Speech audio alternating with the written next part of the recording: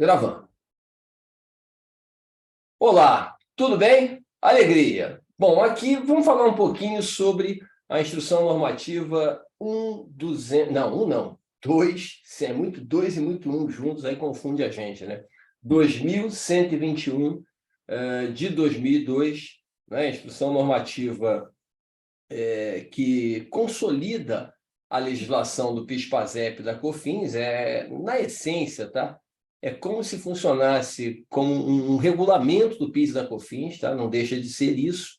É um belo regulamento do PIS e COFINS, uma consolidação bem interessante. Na verdade, revogou a Instrução Normativa 1911 de 2019, que era o normativo que vigorava, também muito extenso, mas essa 2121 é ainda mais extensa, tem alguns detalhes a mais, detalhes específicos, lógico, né? Detalhes pontuais ali, de casos específicos, mas tem um ponto mais genérico, e é sobre esses pontos mais genéricos que eu queria conversar um pouquinho com vocês.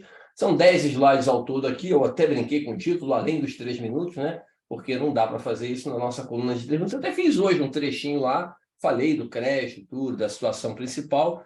Logicamente que não dá para aprofundar simplesmente no 3 minutos tradicional. A gente tem que trazer para um evento com debate, e aqui tem algumas pessoas participando que, logicamente, vão ter a possibilidade de perguntar, de interagir, e é até bom que quem assistir depois pode aproveitar aí de alguma dúvida de alguém, né, que acaba agregando e trazendo pontos que eu não trouxe aqui, porque, logicamente, que eu revisei, eu já dei uma lida, aquela famosa leitura diagonal, algumas coisas eu li muito mais de uma vez, para lá, para cá, para conferir, para confirmar, para entender, para refletir, mas outras, até botei 21 de dezembro, acabei fazendo só hoje 23.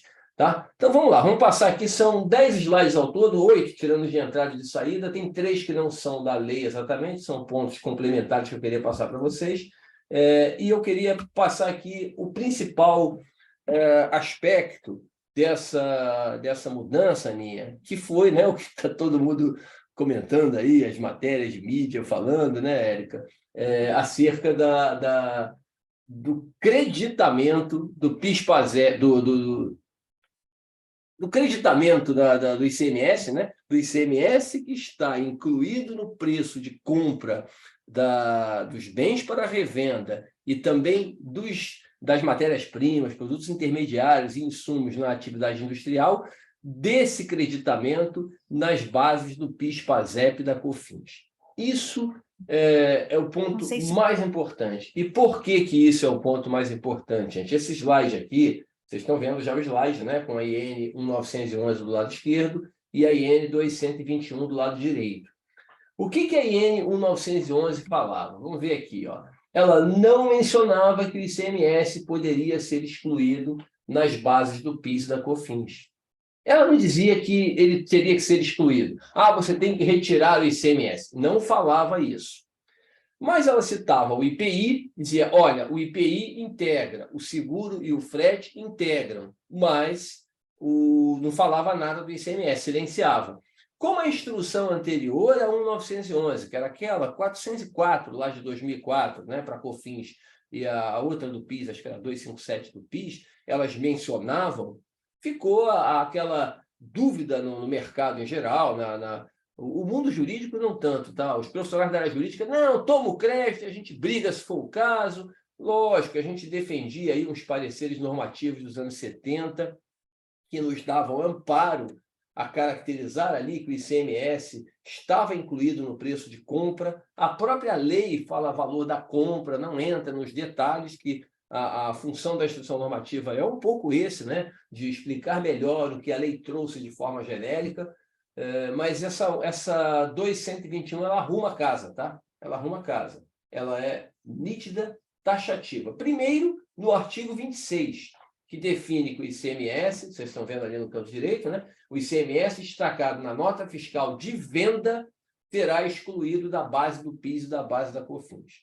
Artigo 26 dessa IN 2121, se eu não me engano, no inciso 12 lá, textualmente diz, você vai excluir o ICMS destacado, ela nem fala nota fiscal, ele fala no documento fiscal do vendedor. Então, pronto, eu excluo da base e acabou. Ah, mas e o crédito? Aí vamos para o artigo 171. No artigo 171, que eu preferi não transcrevê-lo aqui, tá? Para a gente bater o papo de forma melhor.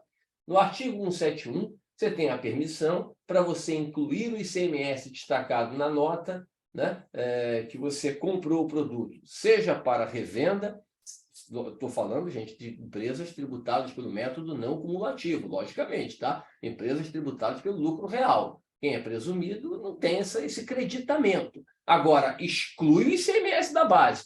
O artigo 26 não falou para excluir só no lucro real. Exclui no real, exclui no presumido. Agora, o crédito é apenas para quem segue o método não cumulativo. Então, no artigo 171, está nítido, informado que o ICMS destacado na nota fiscal de compra, ele também fala documento de compra, pode compor ali a base do creditamento. Seja compra para revenda, seja compra para industrialização, né, de matéria-prima, de produtos intermediários, de embalagem, chamados insumos, né, em geral. Agora, tem um ponto importante que eu queria refletir com vocês aqui, tá?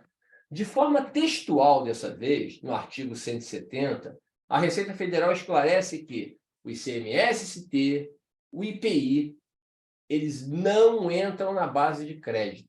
Presta atenção. O ICMS-ST, que você... Porque tinha muita gente tentando brigar, a legislação não menciona, como não menciona, e a lei fala compra para revenda, então eu vou aproveitar. Agora, a instrução normativa, que no meu entendimento, né, está cumprindo a sua função aqui, está detalhando melhor o que a lei apresentou de forma genérica, ela textualmente no artigo 170 diz, olha, o ICMS substituição tributária, que você pagou no preço de compra da mercadoria para revenda, ele não compõe a base de crédito de PIS e COFINS. Tá? Porque ICMS, teoricamente, é de quem você está vendendo, não é de quem você... não é, referente à sua compra. Então, ele não compõe. A mesma coisa o IPI. Mas o IPI, eu chamo a atenção para vocês o seguinte, o IPI fazia parte da base de crédito. Fazia parte da base de crédito. Então, por exemplo, quando o Ricardo Eletro comprava uma máquina de lavar por 1.000, ele pagava mais R$ 65 de IPI, né? Porque a alíquota de IPI é 6,5%. Então, ele pagava R$ 1.065. Até a vigência dessa instrução normativa, o crédito era sobre R$ 1.065. A partir desta IN, o crédito passa a ser sobre R$ 1.000. Eu não tenho mais o crédito do IPI. Tá? Então, isso é uma coisa que mudou, um ponto importante, importantíssimo, para a empresa comercial que adquire mercadoria para revenda e a empresa industrial cobrou IPI. Porque hoje tem muitos produtos com alíquota zero de IPI. Mas naqueles casos que não tem alíquota zero de IPI, você não poderá mais aproveitar o imposto federal na tua base de créditos. Tá? E ele faz uma menção ali, eu coloquei também, porque isso me chamou a atenção, né? Seguro e frete que não tiverem cobrança de PIS e COFINS. Espera aí, seguro e frete que não tiverem cobrança de PIS e COFINS? Normalmente tem. Normalmente a empresa que está me vendendo o produto pagou o PIS e COFINS ali, da forma dela, no modelo de tributação a qual ela estiver submetida. Mas fique sempre atenta a esse tipo de situação. Logicamente que eu não tenho que ficar apurando, correndo atrás, descobrindo se a empresa do outro lado fez o desembolso, colocou aquilo ali na sua base de cálculo. Né? Já dá um trabalho danado fazer a nossa apuração, ainda vou ter que ficar fazendo a apuração de quem me prestou o serviço de seguro e frete. Pontos importantes aqui. Depois eu vou levar a gente para o Excel, tá? Eu vou terminar o PPT, mas eu queria terminar o PPT todo. Aí vou lá para o Excel e bato um papo com vocês no Excel, numericamente, para a gente consolidar o que a gente conversou aqui. Eu não queria ficar trocando, bota Excel, bota PPT, eu acho que fica mais confuso para entender. 3 pontos importantes que eu coloco aqui embaixo para vocês na análise. Ali, ó. A base de crédito deve ser reduzida em alguns segmentos, que tem cobrança de IPI, como eu falei, né? Pode ser que o Ricardo Eletro da vida, a Casas Bahia da vida, as empresas que revendem eletrodomésticos, pode ser que essas empresas já tomavam o crédito integral, né, com o ICMS. E agora elas vão continuar tomando, né, referendados por um normativo, porém o IPI não integrará mais a base. Então, é um ponto importante. Então, elas podem ter uma redução. Vai depender de cada caso, de cada situação.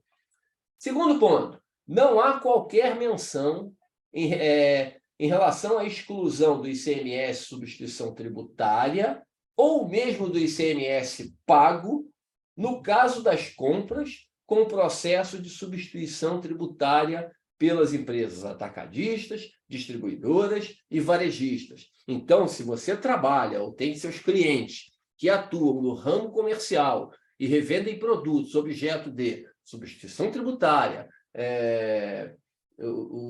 logicamente, substituição tributária, você paga as duas parcelas na nota de compra, né? Tanto o ICMS seu, que é destacado como ICMS-T, como o ICMS dele, do fornecedor, que ele embutiu no preço, que ele, mediante a repercussão, colocou no preço. Você paga, tá? Não há qualquer menção. Agora, chamo a atenção de vocês, e tem um slide daqui a pouco para eu mostrar isso, conversar isso aqui, que essa discussão, tá, gente, do crédito, do direito, perdão, a retirar o ICMS-ST da base do PIS e da COFINS, essa discussão está no Superior Tribunal de Justiça, no STJ. E, por enquanto, os contribuintes estão ganhando. Daqui a pouco eu mostro para vocês a situação, o resultado. Já fiz 3 minutos sobre isso, mas daqui a pouco eu converso, explico com vocês como é que está isso aí, tá? E o último ponto importante também, não há qualquer menção em relação ao ISS. Olha que interessante. Como o ICMS já teve trânsito julgado, já teve até o julgamento dos embargos, a Receita Federal deixou esclarecido, olha, o ICMS sai da base de cálculo. Aí você fala, pô, e meus clientes de serviços? Eu vou tirar o ISS da base? Não. Se não for por via judicial, né, se você não tiver um amparo judicial para isso, eu não recomendo fazê-lo, tá? A não ser que você entenda aí com a tua equipe jurídica que você... E também vou comentar essa tese daqui a pouco, como é que está o status dela no Supremo. Daqui a pouquinho eu falo com vocês sobre isso no slide tudo integrado ali, totalmente integrado ali com os outros casos, tá? Mas não tem possibilidade de exclusão do ISS na base.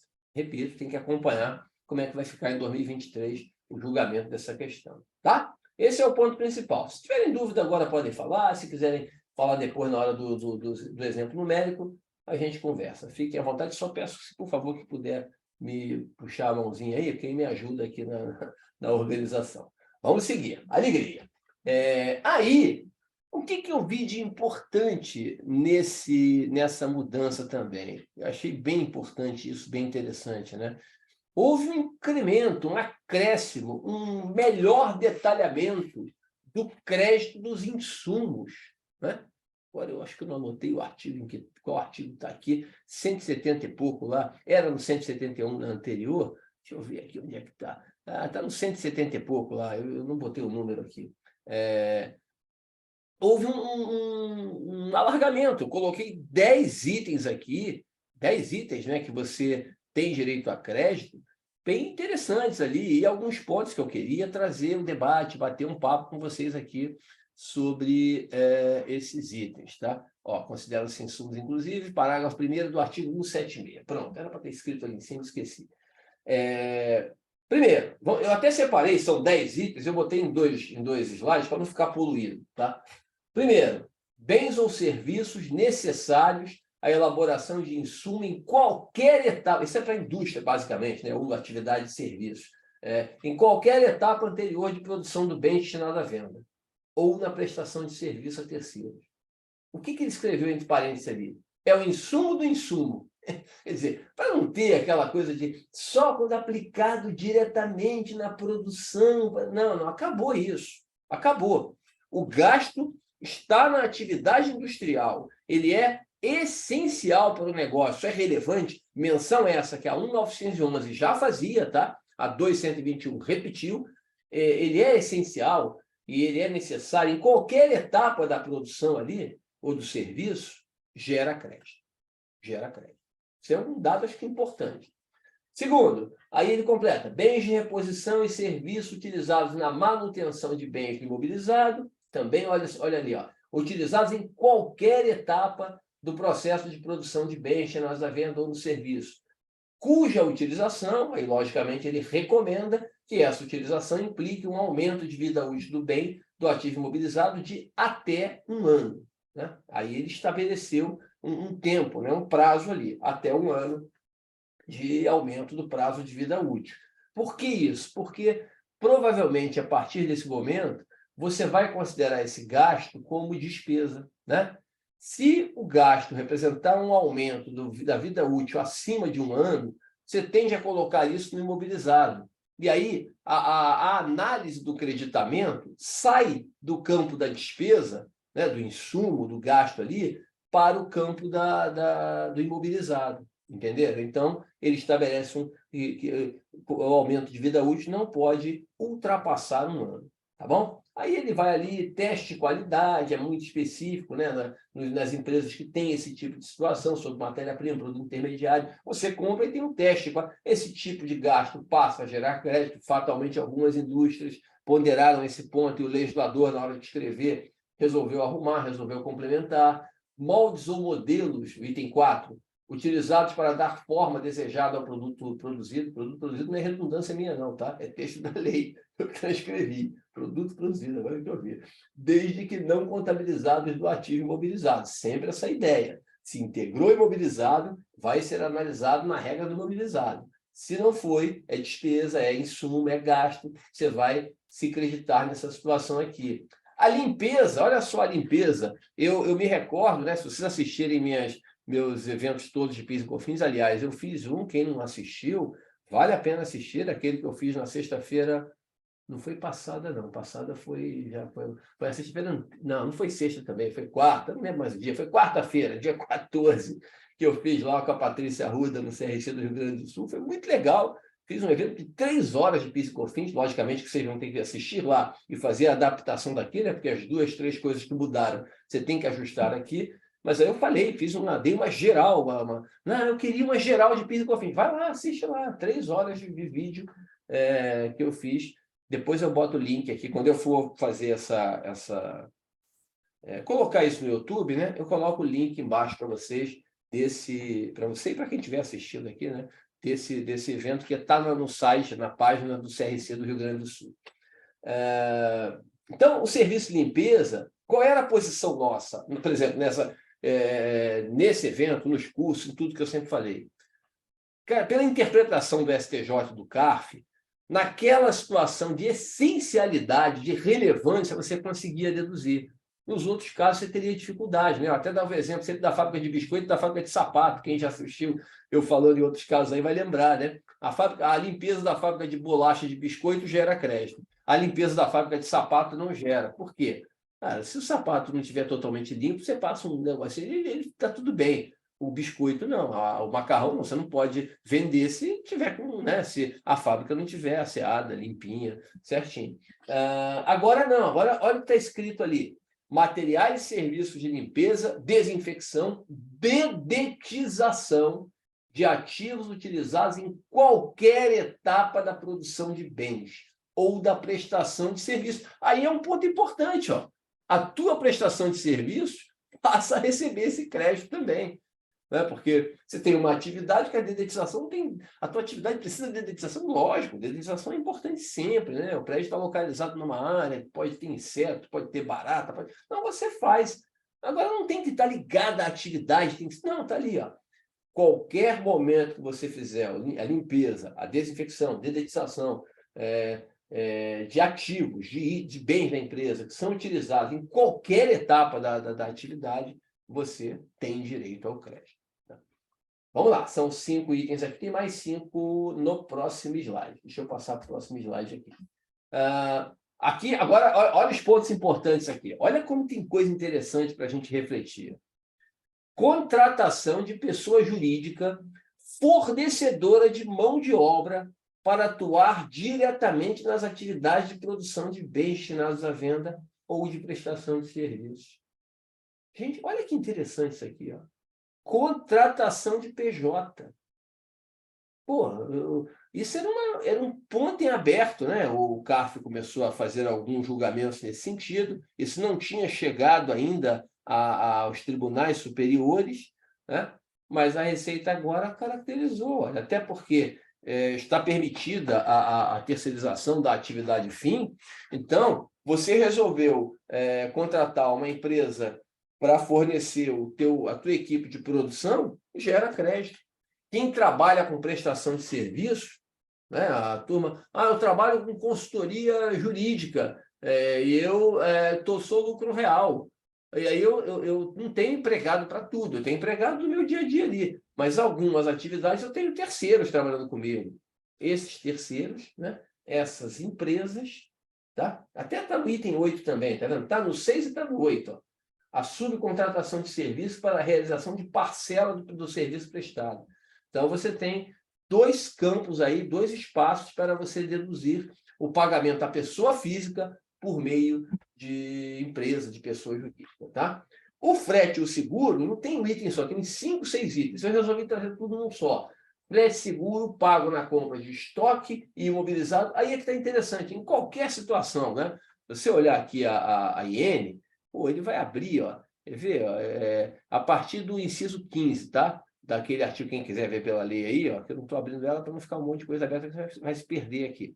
Artigo 176, parágrafo 1º, inciso 15, ele vai lá, ó, inciso 15, frete seguro no território nacional da aquisição de bens para serem utilizados como insumos. Frete quando da importação de bens para serem utilizados como insumo. Frete e seguro quando da importação de máquinas e equipamentos. Relacionado à aquisição de bens considerados insumos, que forem vendidos, mesmo com alíquota zero. Frete... Então, eu arredondei aqui, para você entender. Pagou frete, por isso é que eu não entendi. Lembram o que eu escrevi anteriormente? O frete seguro quando não for pago.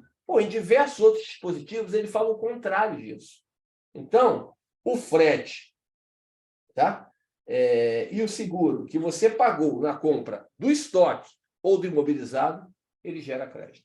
Eu não tenho dúvida em afirmar isso para vocês. Em qualquer situação, tá? Com base no que eu li aqui. Item 9. O Vale Transporte, olha que interessante também.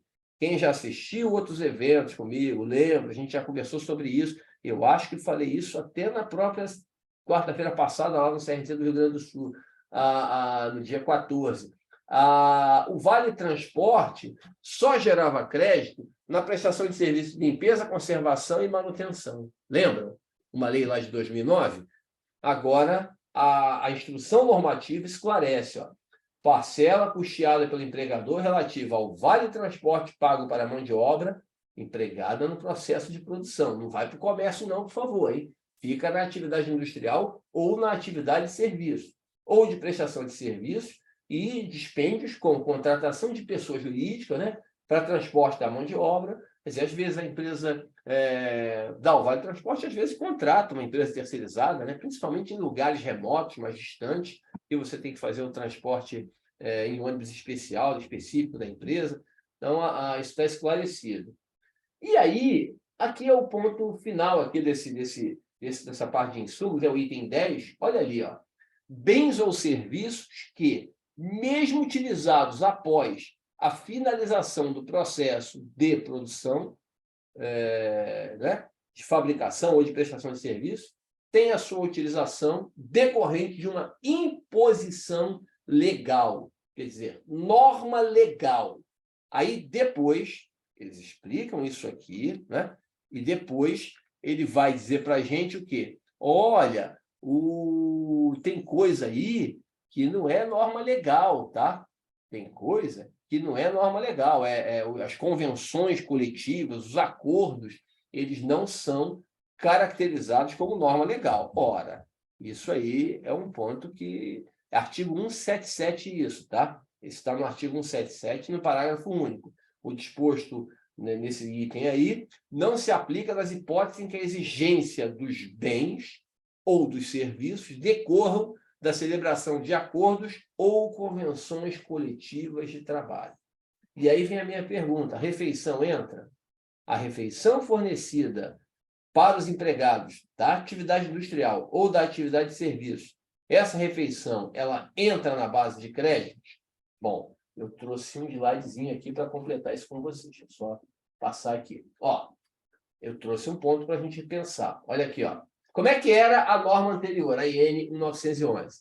Ela dizia, olha, consideram-se insumos, inclusive, aqueles bens e serviços que, mesmo utilizados após a finalização, tenham sua utilização decorrente de imposição legal. Ele repetiu isso aqui. Sim, basicamente ele repetiu no 77, né? Você está vendo ali, ó, também se consideram insumos os bens ou serviços especificamente exigidos por norma legal ou infralegal. Ele até completa aqui, né? Ali ele tinha falado só imposição legal. Norma legal ou infralegal para viabilizar as atividades de produção de bens ou serviços por parte da mão de obra empregada nessa atividade. Agora, ele diz que o disposto não se aplica naquele caso, como eu falei para vocês, né, que tem acordo ou convenção coletiva. O transporte, como eu já falei, está autorizado no artigo anterior. Quais são os pontos para reflexão que eu trouxe aqui embaixo para vocês? A CLT, ela tem o artigo 458, que ele diz que a alimentação ou a refeição do empregado está contido no salário que você paga a ele. Isso é uma coisa importante, né? Você vai abrir um negócio e fala, eu sou obrigado a dar refeição para os meus empregados? Aí tem essas conversas, né? Se tiver mais que 100 empregados, Não, olha só. Legalmente, por lei, não há nenhuma exigência. Friamente falando, não há exigência de lei, pelo menos pelo que eu pesquisei, tá? A lei não fala nada, ela diz que a alimentação, a refeição está dentro da verba salarial. Então, não é obrigação legal a empresa fornecer a refeição. Agora, nos anos 70 foi criado o Programa de Alimentação ao Trabalhador, o conhecido PAT, né, que tem um incentivo fiscal, que passou até por muitas mudanças esse ano. E aí, o PAT, você deu um incentivo a mais. Quer dizer, você tornou a despesa dedutível, tornou-a incentivada, de modo para as empresas fornecerem a alimentação, refeição para o empregado. Gente, isso aí é interessante, porque esse artigo 458, ele foi criado nos anos 60, né? 56 anos atrás, 55 anos atrás, numa época que ainda era comum muita gente ir almoçar em casa, né? As pessoas trabalhavam e iam almoçar nas suas residências e tudo. E aí, com o tempo, isso foi mudando, né? Completamente, ao longo dos anos 70 já houve a mudança acentuada, o PAT foi um pouco para melhorar essa situação, mas a lei está lá, a lei não foi modernizada nesse sentido, embora o PAT teve todo o incentivo para o processo. A Lei 13.467, a famosa reforma trabalhista, né, que alterou bastante a CLT, ela incluiu o artigo 611-A. Nesse artigo, ela diz o quê? A convenção coletiva e o acordo coletivo têm prevalência sobre a lei em alguns itens. E os advogados, alguns, eles estão se ancorando nesse normativo, nesse ponto, para alegar que o gasto com refeição é obrigatório e está incluso nessa regra aí. Olha, eu não sou advogado, eu só sou um contador curioso, né, que faço minhas pesquisas e não tenho segurança, pelo menos não tive segurança, o tempo foi curto de leitura e de reflexão, mas no olhar inicial eu não tive a segurança de afirmar a vocês que a refeição gera crédito, tá? Entendo que, friamente falando, não. Logicamente, não há por que não debater, não avançar, não discutir o tema. Mas, inicialmente, se eu tivesse que dar minha posição pela percepção inicial, eu entendo, pelo que eu li, que não tem imposição legal, não vai se enquadrar naquela regra, naquele dispositivo ali. Tá? Tem uma outra discussão, aí é uma outra discussão, que vai lá para cima, que é o seguinte. Eu estou pensando numa indústria, tá? Eu que já visitei tantas na época do BNDES, já fui a muita indústria interior do Brasil e tudo. Pô, você chegava lá, não tem onde almoçar. Se eu der um ticket de R$20 para o meu empregado e falar, vai almoçar, o cara não volta para trabalhar, porque não tem como, ele não tinha onde almoçar perto ali.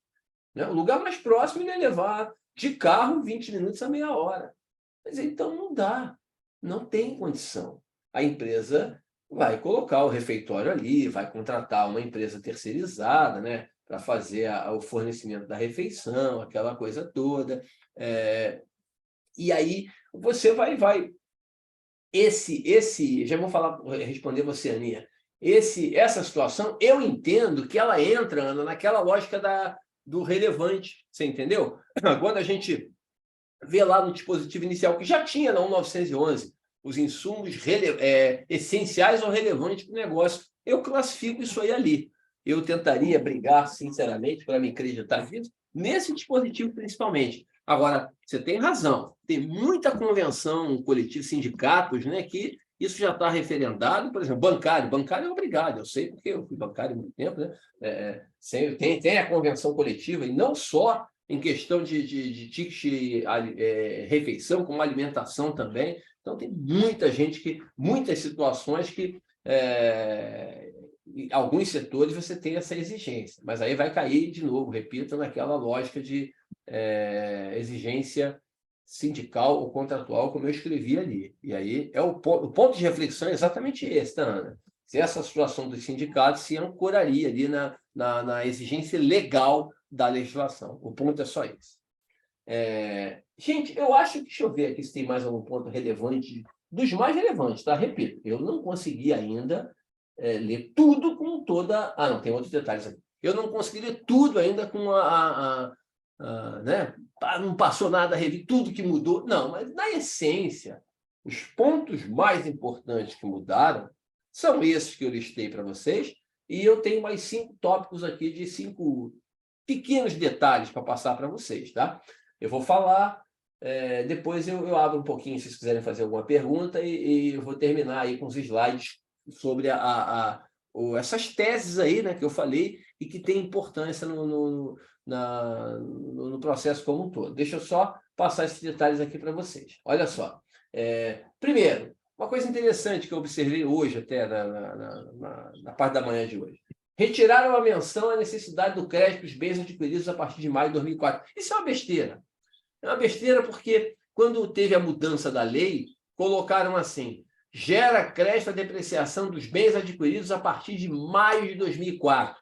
Era o mês que a COFINS entraria em vigor ali, a lei, né, a 10.865, que mexeu nisso. Agora, o que acontece? Isso primeiro que ficou meio sem sentido, mudou o jogo com a regra do jogo em andamento, porque já existia o PIS não cumulativo lá atrás, e aí a COFINS, a MP, tinha saído em novembro lá, né? Então, isso aí já ficou uma coisa, um 35, né? Já ficou uma situação meio estranha. Mas agora eles tiraram. Mas, sinceramente, hoje, o único bem que teria essa preocupação seria o imóvel, não é? A edificação. Assim, eu estou falando em regra geral, não estou falando em embarcações, casos muito específicos. Porque os imóveis têm depreciação de 25 anos. Então, se eu comprei um imóvel em 2001, por exemplo, eu ainda tenho 3 anos para depreciar. Teoricamente, se eu comprei o imóvel em janeiro de 2021, em 2001, eu vou depreciá-lo até dezembro de 2025. Então, eu não teria direito a esse crédito em 23, 24 e 25. Esse dispositivo agora, como a IN não menciona mais essa exigência, entendo que você passa a ter direito a esse crédito, tá? Então, é bom ficar atento a isso. É bobo, mas é uma besteirinha que pode ajudar em alguns casos. Segundo ponto, que é importante, tá? Há crédito na devolução. A devolução você não tira da base. Quer dizer, tirar da base e tomar crédito é a mesma coisa na essência. Mas você toma crédito. Só tome cuidado com o seguinte: vendeu o produto. Presta atenção. Vendi o produto por 1.000. Tá, quanto é que tem de ICMS? 12%, 120. Qual foi a base de cálculo? 880. Aí o produto foi vendido, o cliente levou para lá, aquela coisa toda. Aí ele vem, agora no Natal, né? Ele vem e devolve o produto. Ele comprou no Natal, dia 28 de dezembro, ele vem devolver. Aí devolve. O que eu faço? Devolvo ele para o estoque. Essa devolução tem que prestar atenção. Eu não posso me creditar de 1.000. Entenderam? Eu tenho que tirar o ICMS da devolução, porque, aí tu tirou o ICMS na hora da venda, e na hora que o produto é devolvido, tu deixa o ICMS na base de crédito? Não. Então, tome cuidado com isso aí, tá? Retire o ICMS dessa base de crédito. Outro ponto importante: a turma aí que atua, né, com prestação de serviços a diversas empresas, ou que dentro do grupo empresarial tem alguma empresa que era presumido e passou para o lucro real, atenção para esse ponto. O terceiro bullet ali. Se você migrar do presumido para o real para 2023, a legislação agora exige que na hora de pegar o estoque de passagem e gerar aquele crédito presumido, sabe o crédito presumido? Que eu era presumido em 22, 23 eu vou ser lucro real. Qual é o saldo do meu estoque? O saldo do meu estoque é 2.200.000. Tá, 2.200.000. Tá ótimo. Vamos admitir didaticamente que eu não tinha ICMS. ICMS era zerado, tá? Só para fins didáticos. Tinha só um IPI de 10%, 2.200. Ficou tudo no estoque. Tá, eu era presumido, não tomei crédito de PIS e COFINS. Eu vou tomar crédito agora de PIS e COFINS. Esse crédito vai ser de 3 COFINS, 0,65 de PIS, 3,65. Sobre 2 milhões. Não, mas o estoque é 2.200. 2 milhões. Presta atenção. Se você fizesse isso ano passado, você tomava crédito sobre 2.200. Esse ano tem uma instrução normativa que modificou isso, tá? A IN 2121 modificou. Deixou esclarecido que o IPI tem que ser retirado do ICMS que vai servir, do estoque, perdão, que vai servir de base para o crédito presumido ali de PIS e COFINS. Tá bom? Quarto item. O que eu botei ali? Isso aqui é um ponto bobo também, mas importante. Antes, a gente às vezes fazia isso, tá? Mas com uma série de outros dispositivos que fragilizavam um pouco a defesa. Agora não. Agora isso está esclarecido no artigo 160. Eu era para ter botado o artigo ali, não botei. Tá? Artigo 160. Deixa eu ler aqui, ó. Não darão direito a crédito de PIS e COFINS os bens ou serviços não sujeitos ao pagamento de PIS e COFINS. Pô, mas você falou que gera... Calma. Aí ele vai aqui, parágrafo 1º. A proibição citada não se aplica nos casos dos bens e serviços que forem vendidos, né, com isenção e depois forem revendidos ou utilizados como insumo em produtos tributados. Nossa, arredonda isso, ficou muito confuso. Sim, está aqui o exemplo didático, presta atenção. Eu compro, até o exemplo que eu usei e uso nas minhas aulas, né? Eu comprei a farinha de trigo, é isenta. Cara, se eu for revender a farinha de trigo, ela também é isenta. Eu não aproveito o crédito, vocês entenderam? Comprei a farinha de trigo, sem PIS e COFINS, não tenho crédito. Revendi farinha de trigo, sem PIS e COFINS, não tenho crédito, não tenho a pagar, zero. Agora, comprei a farinha de trigo, é zero a alíquota de PIS e COFINS. Então, quem me vendeu não cobrou PIS e COFINS. Mas eu vou pegar a farinha de trigo, vou fazer um bolo, vou fazer uma pizza, vou fazer um produto qualquer com essa farinha de trigo e vou revender. Ora, se eu sou lucro real, eu vou calcular 9,25 na minha venda e vou tomar crédito da farinha de trigo que eu comprei mesmo com isenção. Tudo bem? Então, você tem direito a crédito, mesmo que o produto que você adquiriu tenha sido adquirido sem a cobrança do PIS e da COFINS. Isso está autorizado agora nessa IN nova, no artigo 160, parágrafo 1º. Que mais? O último item ali aí é uma reflexão final, né? A análise da melhor opção entre lucro real e lucro presumido, para quem pode optar, lógico, eu não estou falando de grande porte. Empresa fatura 300 milhões, não pode, é lucro real. Mas quem fatura 30, 40, 50, 12, 8, 15, 68, pode usar o presumido ou o real. Essa análise, que já tem muitos ingredientes nela, ganha mais um ingrediente, ganha mais um refino, um fator de análise, que é o quê? Pô, cara, imagina, eu tenho 20% de alíquota de ICMS. Eu tomo crédito na entrada, garantido, autorizado agora com segurança jurídica para isso, e eu não tenho que pagar na saída. Como é que faz? Como é que não faz? Então, isso pode influenciar o resultado final, principalmente naquelas situações de margem apertada. Tá? Gente, principal é isso. Eu tenho mais uns slides aqui que eu vou passar para vocês sobre a tese do século, as outras coisas. Deixa eu passar logo essas 3 slides aqui bem rápido, passar rapidinho, depois eu abro para vocês perguntarem antes de eu ir lá para o Excel, eu faço uma parada só. Não, acho que está indo depois para o YouTube. Como está o andamento das teses filhotes? Tenho 3 minutos sobre isso, mas aqui a gente pode conversar um pouco mais, sem a pressão do tempo ali, né? Me apertando, a espada em cima de mim ali, aquele relógio passando 1 minuto e 40 minutos. Aí eu falo mais rápido e falo mais besteira do que já falo normalmente. Alegria. Como está o andamento das teses filhotes? Bom, são 4 que recomendo a vocês, principalmente os colegas aí que acompanham isso, preste atenção nesses pontos. São pontos importantes nas empresas, ou que você trabalha, ou que você presta serviços. Preste atenção. Primeiro, o ICMS, substituição tributária na base do PIS e da COFINS. Você é substituído, você é comércio. Qual é a diferença sua para a empresa que teve o processo tradicional? Nenhuma. Eu vou voltar aqui, tá? Esse aqui também já teve 3 minutos sobre isso. Qual é a diferença? Presta atenção, olha essa tela aqui. Qual a diferença? Tem 2 casos aqui, ó. A sua esquerda, a sua direita. Os 2 casos são idênticos. A indústria vende para o comércio por 1.000, o comércio pega, coloca 50% e revende para o cliente, consumidor final, por 1.500. Aí eu pergunto, o ICMS é 12%. Tá bom. Qual a diferença da primeira para a segunda operação? Eu não botei PIS e COFINS ali, deixei só o ICMS para vocês refletirem. Qual a diferença, meu bom Alex? Qual a diferença? Hein, Jane? Qual a diferença? Não tem. Não tem diferença. Assim, diferença que eu falo econômica, né? O problema foi o quê? O modelo, a maneira de cobrar o imposto.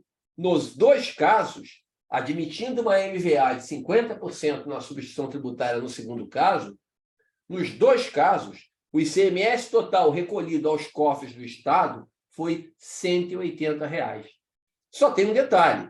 No primeiro caso, a indústria pagou 120, o comércio desembolsou 60. A indústria paga 120, o comércio desembolsa 60, num total de 180. Aí a decisão do nosso judiciário, que a gente não vai discutir aqui, né? Tem muita gente discutindo decisão de judiciário nesse país, nós temos que respeitá-la, embora temos o direito de divergir, respeitosamente sempre, mas a decisão de alguns tribunais inferiores e depois da Suprema Corte foi o seguinte: olha, o industrial recebe, tira 120 da base e o varejista tira 180. Aí você fala, porra, mas peraí. Um tira 120, outro tira 180. Isso dá 300. Não pagamos 300 de imposto, pagamos 180. Sim, mas o que diz a legislação é isso que a gente tem que seguir. Então, a decisão do STF excluiu da base 120 da indústria, 180 no comércio. Na substituição tributária, o que mudou? Gente, o valor pago foi igual. Pagamos exatamente 180. Né? Só que não fui eu que paguei, eu varejista. Quem pagou os 180 foi a empresa industrial. Ela pagou 120 dela, colocou na nota fiscal e pagou R$ 60 meu, que cobrou antecipadamente. Cobrou antecipadamente. A legislação falou, ali não tem crédito, aqui tem. É a mesma coisa, a DRE embaixo mostra que o resultado seria igual nas 2 situações, fazendo de um jeito, fazendo de outro jeito. Se fizesse a DRE correta, o ICMS apropriar em vez de apagar ou a recuperar, o substituído, né, teria aquele mesmo resultado ali. É isso que o STJ está julgando, só para vocês entenderem, deixa eu voltar lá. É isso que o STJ está julgando, tá? É isso que ele está julgando. É isso. Agora, as empresas, aí tem o problema da modulação e do que eles vão devolver. O que vocês acham? Eles vão devolver os 60, vão devolver os 120, 180, ou não vão devolver nada para a empresa comercial? Não sabemos. Eu acredito ser pouco provável que o julgamento final dê de volta para excluir da base do PIS e da COFINS os 180, como o processo tradicional. Eu acredito que consiga recuperar, no máximo, um dos 2 valores, ou 60 da substituição tributária, ou 120 da parcela da empresa industrial, o que é uma tremenda de uma injustiça, mas é assim que funciona, a gente não tem como discutir isso. Tá? Está 1-0 para os contribuintes, acho que foi o Gurgel que votou a favor, mas está paralisado, a gente tem que esperar 2023 para ver o que vai acontecer. Vamos seguir aqui. Aí o segundo caso que chama a atenção de vocês também para acompanhar, principalmente quem trabalha com o setor de serviços, né, é o ISS. O ISS na base do PIS e da COFINS. Isso estava, o tema 118, está em repercussão geral, tá? Ah, só mais um detalhe, acho que eu não escrevi ali, mas é bom falar. O STJ está julgando esse caso em recurso repetitivo. O que significa isso? Todos os casos que estão em aberto hoje na Justiça, você vai ter a aplicabilidade, tá bom? Aí, logicamente, você tem um imbróglio danado depois. Ah, julgou, mas eu não tenho caso, eu posso tirar, eu não posso tirar. Então, recomenda-se que a empresa faça a análise completa disso aí com a sua equipe jurídica, avalie o tamanho desse caso, porque isso pode trazer uma economia significativa e você não vai esperar o terceiro chegar aí e mostrar esse trabalho que você poderia fazer. Então, atenção. Alegria.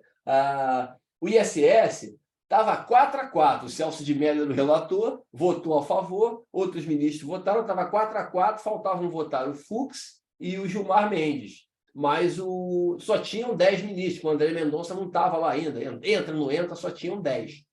Aí o Fux, que era o presidente do STF naquele momento, ele viu que a tendência era empate, e aí ele falou, tirou suspendeu o julgamento. Vamos suspender. E vai recomeçar, tá? Com a relatoria do ministro Nunes Marques, Cássio Nunes Marques. Então, a gente vai ter que esperar o que vai acontecer. A tendência, só para vocês entenderem, se os votos forem mantidos, saiu o Celso de Mello. Se aqueles 8 votos, 7, né? Porque o Celso de Mello não vota mais, já está aposentado. Se os 7 votos forem mantidos, e até lá, por exemplo, a Rosa, nem sei como é que a Rosa votou, se aposentar, mas não vamos pensar nisso. Está 4-3 no governo, tá? Estamos perdendo de 4-3. E aí faltariam votar o Cássio, o André, o Fux e o Gilmar Mendes. Vamos esperar o resultado. Outro caso ali. Ali, o ICMS na base do lucro presumido. Isso é importante para caramba também. Quem tem empresa no lucro presumido, comercial, né, pode tirar o ICMS da base. A empresa vendeu 1.000, tem 12%. Eu aplico 8% e 12% de CSLL na base e 8% no IR sobre 1.000 ou sobre 880? Sobre 880, desde que você tenha recurso e você ganhe, né? Então, tem que acompanhar isso também lá no STJ.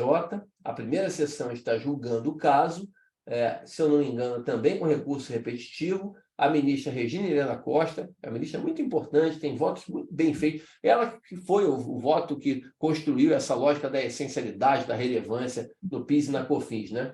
A Regina disse essa frase aí que é fantástica, né? Receita não pode ser uma coisa para um caso, um tema, e outra para outro. Por isso que eu falo para vocês. Como é que a receita vale para quem é substituído, não é substituído, não vale para quem é substituído, vale para o ICMS, não vale para o ISS, vale para o ICMS, não vale para o lucro presumido, vai ter que valer para tudo. Vai ter que valer para tudo. Tá? Então, vamos esperar o resultado. O Gurgel pediu vista, está 1-0 para os contribuintes também. E o PIS e COFINS, na base das próprias contribuições, é mais um processo que está no STF, com repercussão geral, mas esse sequer começou. Está com a ministra Carmen Lúcia a relatoria. A Carmen, pelo que a gente sabe da tese do século, né, ela foi relatora, há uma probabilidade boa de você lograr êxito nesse resultado aí. Tá? O governo ganhou, já levou a Previdência, né, a CPRB, na base do PIS e da COFINS. O STJ já referendou isso a favor do governo.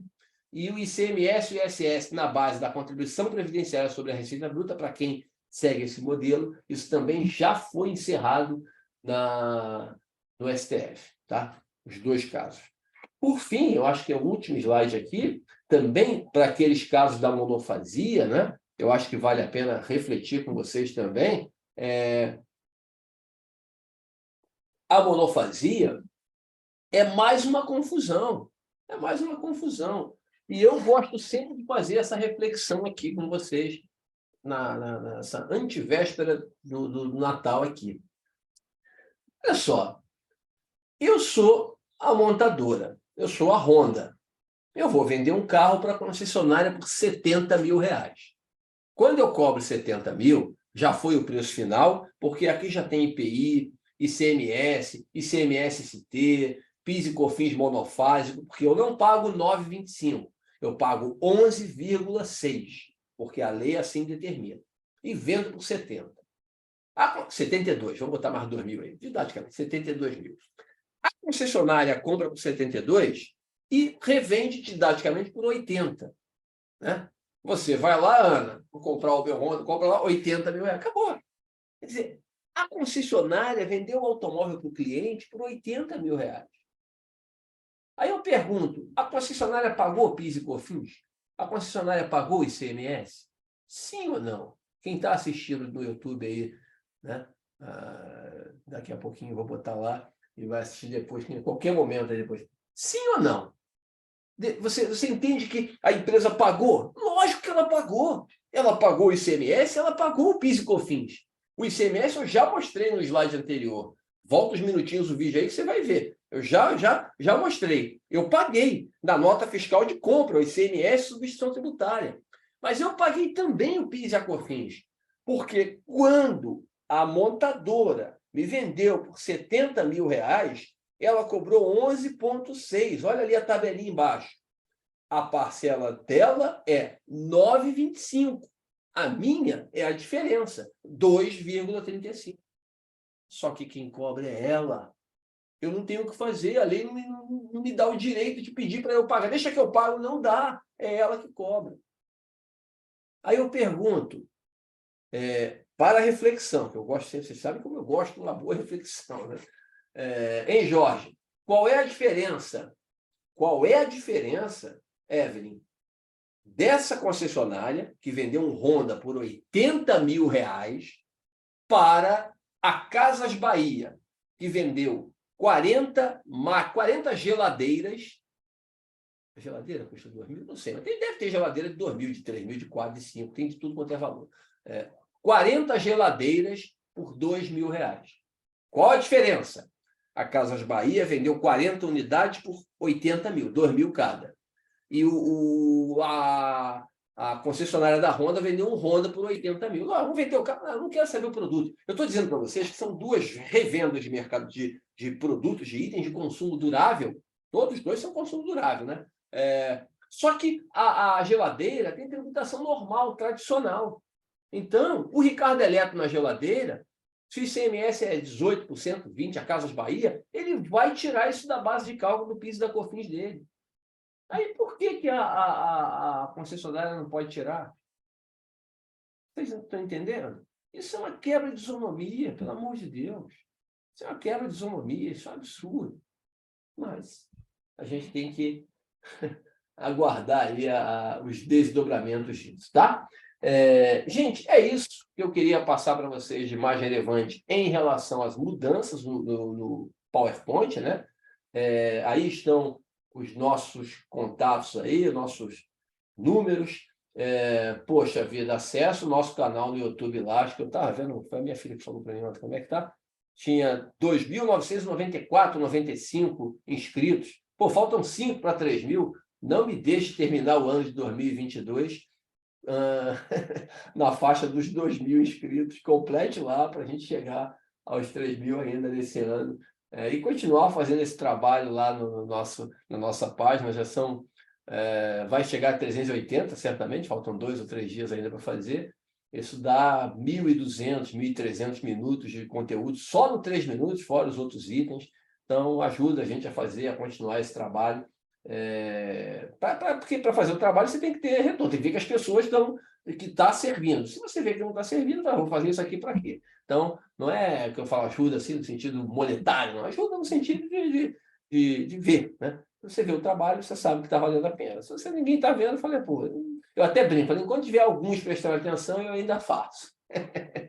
Principalmente aqueles que comentam, que conversam, que falam com a gente nas diversas situações da vida. Tá? É isso, eu vou tirar o PPT aqui, abrir espaço para vocês perguntarem alguma coisa do PPT, eu volto nele se for o caso, e vou abrir o Excel para conversar um pouquinho com vocês, até na linha do 3 minutos que eu fiz hoje, e mais alguns pontos. Fiquem à vontade.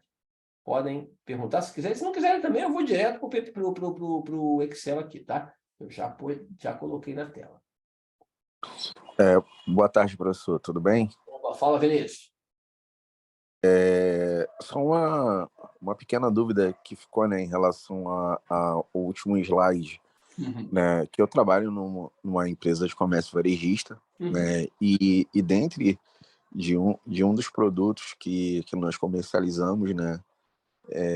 Alguns deles estão enquadrados no sistema monofásico, né? Porque Sim. são medicamentos, né? Alguns deles. Né? Então, assim, como a gente vende diretamente para o consumidor final, né, com base nessa nova no novo regulamento, né, do PIS/COFINS, nós vamos continuar excluindo da base de cálculo essa receita sujeita Perfeito. à monofasia. Não, isso não mudou nada. Eu tentei, tá, Vinícius, citar aqui só o que realmente mudou, né? Isso continua do mesmo jeitinho. Você retira isso da base, não mudou nada. Continua. Eu brinco sempre, né? Uma drogaria, uma farmácia, ela tributa pouca coisa, porque quase tudo que ela vende é monofasia no PIS e COFINS e substituição tributária no ICMS. Talvez o chocolate que venda ali na frente, né? Uma daquelas coisinhas, tenha a tributação tradicional. Mas a maior parte dos itens tem monofasia ou monofasia por fins ST para o ICMS. Esses itens na entrada a gente já exclui, não compõe a nossa base de crédito, né? E também a gente faz no momento, né, da saída, da venda, né, a gente exclui isso da base de cálculo. Perfeito. Tá ok. Não mudou nada. Agora, o único ponto, o que eu estava me referindo no final, Vinícius, eu não sei se você notou desde o início, né? Mas o que eu estava me referindo no final é o seguinte: eu entendo que e lógico, isso não é uma coisa simples, a gente sabe que é complicado porque a matéria é complexa, envolve detalhamento, apuração, glossário, conta por dentro, tributo na base de tributo, mas a drogaria, por exemplo, cara, ela pagou PIS e COFINS sobre o desodorante que ela vendeu, sobre o medicamento que ela vendeu. A única diferença é que ela não desembolsou o PIS e a COFINS num DARF. Entendeu? Ela desembolsou o PIS e a COFINS numa nota fiscal de compra. Quando a Bayer, lá, quando as indústrias farmacêuticas venderam para ela os produtos, ou as empresas de cosméticos, ela pagou o PIS e COFINS na nota. Então, cara, ela deveria ter direito a ressarcir isso. E vou mais além, tá? A devolução para as indústrias que vendem o produto com monofasia não deveria ser sobre a alíquota de 11 e pouco, 12, 13, deveria ser sobre a alíquota de 9,25. E a diferença deveria ser devolvida ao varejista, ou pelo menos ao distribuidor, a quem vendeu, a quem conseguisse comprovar ali que pagou, logicamente com fundamento, mostrando as notas fiscais e comprovando que pagou isso aí na hora da conta. Tá bom? Mais alguma pergunta, gente? Eu posso passar um exemplo didático aqui, só para bater um papo rápido com vocês e botar um pouco de número, né? Que eu acho que é legal botar um número para explicar um pouco melhor alguns pontos. Eu aqui usei esse exemplo didático, né? Bem simplesinho, que é até o que eu usei hoje no 3 minutos, tá? Foi exatamente o que eu usei hoje, só vou fazer pequenas adaptações aqui. Suponha uma empresa comercial que compre mercadorias por 70 mil e revenda tudo por 100 mil. Tudo, vendeu tudo, não tem nada no estoque. E tem uma despesa de energia elétrica de 10 mil. Tá? Eu vou escrever aqui, ó, para fins didáticos, vírgula, a alíquota de ICMS eu estou no Rio de Janeiro, né? 20%, está tudo no Rio, não comprei nada em outro estado, em todas as operações. Tá bom? Pronto, vamos seguir. Aliás, falar nisso, sei que vocês estão vendo aí, alguns estados do Brasil estão aumentando suas alíquotas de ICMS, né? Estão aumentando suas alíquotas de ICMS sobre todos os produtos. Isso é reflexão e não tem nada a ver com o nosso evento de hoje aqui, com a nossa conversa de hoje. Mas eu gosto de sempre refletir, quando posso, sobre alguns pontos para análise. Né? Uma das justificativas para esse aumento, acho que Sergipe levou para 21, o Paraná está aumentando. Por que está aumentando? Não, porque houve a redução do ICMS do combustível, da gasolina e do óleo diesel. Então, para compensar, eu vou. Aí reflitam, né? Para não tributar o combustível, a gasolina, o óleo diesel, você vai tributar mais de todos os outros produtos que afetam um conjunto maior de pessoas do que a gasolina em si. A gente tem que pensar exatamente a tributação como política pública, né? e não a política de acordo com o momento, com o governo, com quem está ali na hora, né? Eu sempre gosto de usar o termo populista de plantão. Infelizmente é isso. Hoje temos um, amanhã temos outro, e eles vão continuar sempre aí enquanto a gente não tratar esses assuntos com a forma técnica. Obrigado, Alex, você também. Vamos lá, gente. Só avançar aqui rapidinho. Eu já vou terminar também, que eu não quero passar de 1 hora aqui nessa conversa, não. Então, como é que eu comprei o estoque? Eu comprei por 70 mil. Vou botar aqui, ó, 70 mil. Como é que é a regra hoje? A regra hoje é o seguinte: ICMS é recuperar. Ai, desculpa, eu esqueci de botar aqui, ó. Supõe empresa comercial, estou botando entre parênteses, ó, para não ter nenhuma dúvida, tá? Lucro real, tá? Lucro real. ICMS a recuperar, 20%, 14 mil. PIS e COFINS a recuperar, 9,25%. 9,25%. 6,475. O estoque vai ficar a diferença, estão vendo? O estoque, 49,525. A energia elétrica, eu não tenho crédito de PIS e de ICMS. Né? A Lei Candir, lá de 87, adiou, está adiada até 2032. Então, eu não tenho crédito. Mas paguei didaticamente, eu sei que o valor está alto, mas é só simbólico, 10 mil reais na conta de energia. Ponto. Aí, como é que faz? Mas tem o crédito de PIS e COFINS. Tem o crédito de PIS e COFINS. PIS e COFINS, 9,25%.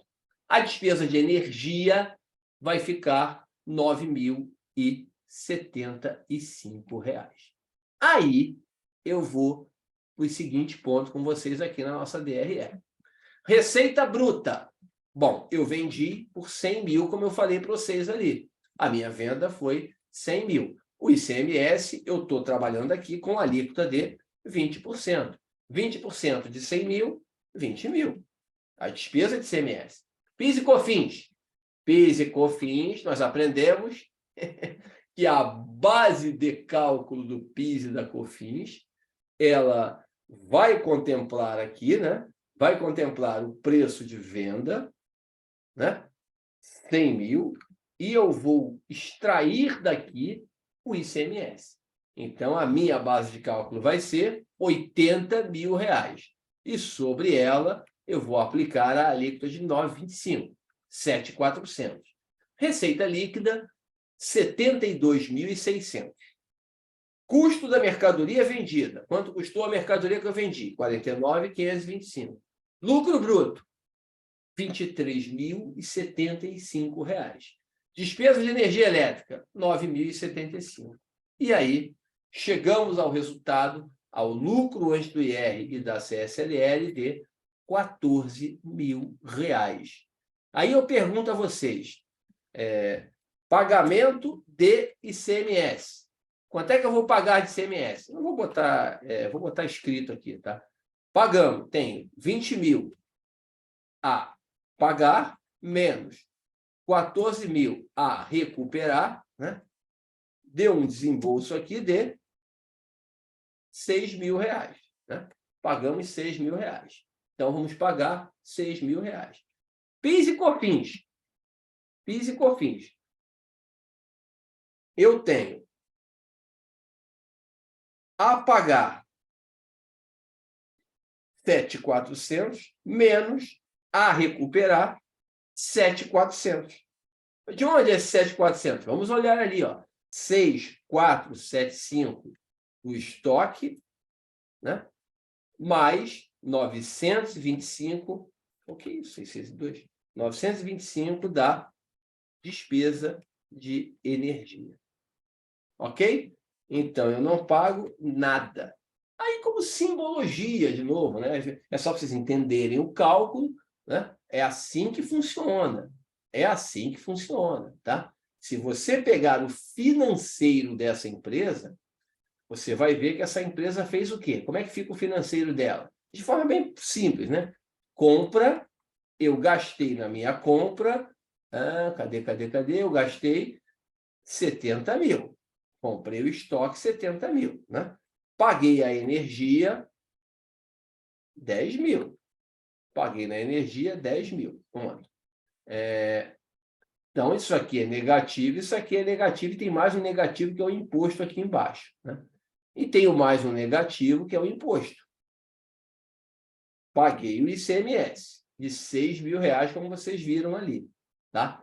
Então, esse é o desembolso. 70 do estoque, 10 da energia, 6.000 do ICMS, não paguei nada de PIS e COFINS. E minha venda foi de quanto? Minha venda foi de R$ 100.000. Tá? Ou seja, o financeiro vai ficar 14 mil. Mas preste atenção que interessa, batendo com o lucro antes do IR da CSLL. Né? Preste atenção que a empresa ganhou. Né? Ela gastou 80, vendeu por 100. Mas mesmo assim, com as regras vigentes, ela nada pagará de PIS, PASEP e COFINS. Por isso que eu chamei a atenção de vocês que o caso deve ser analisado para quem pode escolher, né, entre real e presumido, também considerando essa situação, essa hipótese. Tá? É isso, gente. Alguma dúvida, alguma pergunta, algum ponto?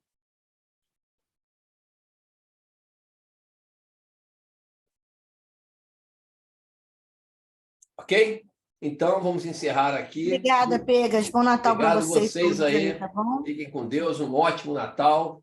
E quem está assistindo também depois no Pegas, Feliz YouTube. Natal para todos. Aninha, abraço, gente. Alegria. Obrigado aí pela participação. Eu vou passar o material para vocês, sim.